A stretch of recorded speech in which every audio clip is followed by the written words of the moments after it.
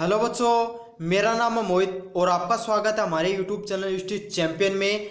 तो जैसा कि आप जानते हो, आपका बीएड सेकेंड ईयर का जो पेपर होता है जेंडर विद्यालय एवं समाज, जेंडर स्कूल एंड सोसाइटी, इससे संबंधित मैं आपके सामने महत्वपूर्ण प्रश्न लेकर आया हूँ। हमारे पिछले दिए गए प्रश्न पत्र जो मॉडल पेपर थे वो काफ़ी अच्छे गए हैं, तो उम्मीद है कि इस पेपर में भी काफ़ी अच्छे से अंक आएंगे आपके। लेकिन सबसे पहले आपको क्या कर देना है, चैनल को सब्सक्राइब कर देना है और वीडियो को लाइक कर देना है। इस वीडियो पे अपन 100 लाइक का टारगेट रखेंगे कि आपको इस वीडियो में सभी जो भी वीडियो देखोगे वो लाइक जरूर से करना। 100 लाइक का आप टारगेट कंप्लीट कर दीजिए। चलो शुरू करते हैं अपन पहला प्रश्न की तरफ। नारीवादी या स्त्रीवादी क्या है? नारीवादी का की मुख्य विशेषताओं का वर्णन कीजिए। What is feminist? Describe the main characteristics of feminist. तो देखो, जो समाज में जो नारीवादिता है, फेमिनिज्म है, आप आजकल काफ़ी सब सुनते हो फेमिनिज्म को, मतलब महिलाओं को समाज में आगे बढ़कर पुरुषों के बराबर अधिकार देना ही नारीवादी होता है, फेमिनिज्म होता है। तो इसकी आपको पहले बताना है कि नारीवादिता है क्या और उसकी मुख्य विशेषताएं क्या है। 2 नंबर प्रश्न है, रूढ़ि युक्तियों को परिभाषित कीजिए। लिंग रूढ़ि युक्तियों से आप क्या समझते हैं? तो आपको ये बताना है जो रूढ़ियाँ होती है जो हमारे समाज के अंदर, जैसे कि महिलाओं को शिक्षा में नहीं जाने देना, और साथ के साथ कुछ जो समाज के अंदर पहले प्रथा चलती हैं, बाल विवाह प्रथा चलती थी, सती प्रथा, तो वो रूढ़ियाँ होती हैं। तो लिंग रूढ़ियों के बारे में आप क्या समझते हैं, आपको इसके बारे में बताना है। इंग्लिश में define the stereotype. What do you understand by the gender stereotype? तो जेंडर स्टीरियोटाइप क्या होता है, आपको इसके बारे में एक्सप्लेन करना है। तीसरा नंबर प्रश्न है, महिला सशक्तिकरण की अवधारणा को स्पष्ट कीजिए। वर्तमान समय में महिला सशक्तिकरण के लिए किए जा रहे कार्यों की समीक्षा कीजिए। Explain the concept of women empowerment.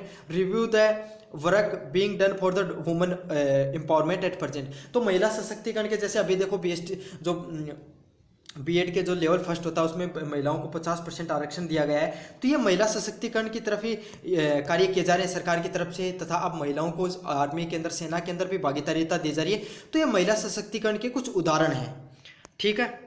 तो मैंने आपको 1 मिनट के लिए रोकता हूँ। काफ़ी बच्चों को ये सवाल रहता है कि हमारी बाकी के प्रश्न कराऊंगा, लेकिन इससे पहले एक छोटी सूचना देना चाहता हूँ आपको कि काफ़ी बच्चों का सवाल रहता है कि हमारे जो बाकी के बीएड सेकेंड ईयर के हम गेस्ट पेपर कहाँ से देखें। तो आपको क्या करना है, आपको यूट्यूब चैनल पे आ जाना है, सर्च ऑप्शन पे आके आपको सर्च करना है यूनिवर्सिटी चैंपियन।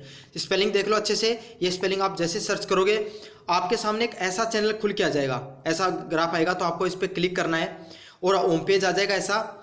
आपको यहाँ पे सब्सक्राइब का बटन दिखेगा। सबसे पहले चैनल को अगर आपने सब्सक्राइब नहीं किया तो ये लाल बटन दिख रहा है, तो सब्सक्राइब कीजिए। फिर आप प्लेलिस्ट वाले सेक्शन पे जाइए। जैसे प्लेलिस्ट के सेक्शन पे क्लिक करोगे, देखो ये रहा प्लेलिस्ट पे, जैसे क्लिक करोगे आपके सामने प्लेलिस्ट खुल के आ जाएगी बीएड सेकेंड ईयर की। तो यहाँ पर आपको सारे गेस्ट पेपर इस प्लेलिस्ट के अंदर मिल जाएंगे। जैसे आप क्लिक करोगे यहाँ पे सारे आपको देखने को मिल जाएंगे। अभी अपलोड नहीं हुए, बाकी के धीरे धीरे अपलोड हो जाएंगे सारे।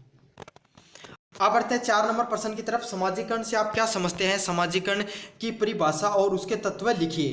तो समाजीकरण से आप क्या समझते हैं और समाजीकरण की परिभाषा भी लिखनी है और उसके क्या क्या तत्व होते हैं उसके बारे में आपको बताना है। What do you understand by socialisation? Right the definition of socialisation and its element. तो सोशलाइजेशन क्या होता है और उसके क्या क्या डेफिनेशन होते हैं और एलिमेंट होते हैं, आपको ये बता देना है। 5 नंबर क्वेश्चन है, जेंडर संबंधित समानता में विद्यालय, शिक्षक, पाठ्यक्रम एवं पाठ्य पुस्तक की भूमिकाओं का वर्णन कीजिए। तो describe the role of school, teacher, curriculum and textbook in gender equality. तो किस तरीके से जो शिक्षक है वो हर बच्चे को समान रूप से समझता है, वो किसी प्रकार का भेदभाव नहीं करता है। तो ये वाला प्रश्न भी बहुत मोस्ट इंपॉर्टेंट प्रश्न है। 6 नंबर प्रश्न है, बालिकाओं या स्त्रियों की शिक्षा से क्या अभिप्राय है? बालिकाओं की शिक्षा की आवश्यकता एवं मुख्य समस्याओं पर टिप्पणी कीजिए।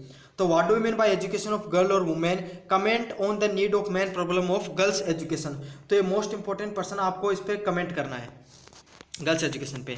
आज का लास्ट नंबर प्रश्न, भारत में लैंगिक विषमताओं की प्रमुख कारण कौन से हैं? शिक्षकों के द्वारा इन कारणों को कैसे नियंत्रित किया जा सकता है? तो what is the main reason of gender inequality in India? How can these reason can control through education. तो ये सभी मोस्ट इंपॉर्टेंट प्रश्न थे, मैंने करा दिया आपको।